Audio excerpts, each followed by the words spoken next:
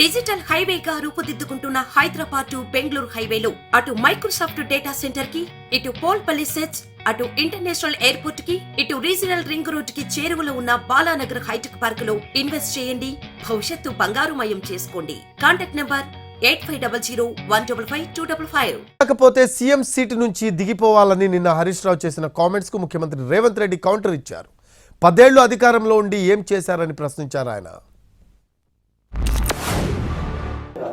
ఇప్పుడు కూడా అవకాశం ఉంది. ఇంజనీర్లు చెప్తున్నారు వాళ్ళకి చేత కాకపోతే ప్రభుత్వాన్ని మాకు అప్పచెప్పమనండి, వాళ్ళని తప్పుకోమనండి, మేము చేసి చూపిస్తాం. అవునే దిగుమను రేవంత్ రెడ్డి రాజీనామా చేయమని నేను ఎక్కి చేపిస్తా. రేవంత్ రెడ్డి రాజీనామా చేయమను, నేను ముఖ్యమంత్రిగా ప్రమాణ స్వీకారం చేసి నేను చేసి చూపిస్తా.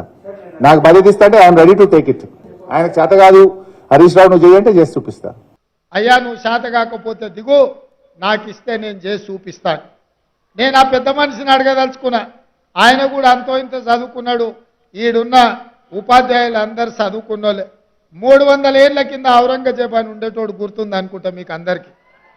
ఆ ఔరంగజేబు రాజు కావాలని, రాజ్యం ఏలాలని కోరుకుంటే ఆ అవకాశం తండ్రి అన్న ఇవ్వకపోతే తండ్రినేమో జైల్లో పెట్టిండు, అన్ననేమో ఊరేసి చంపిండు.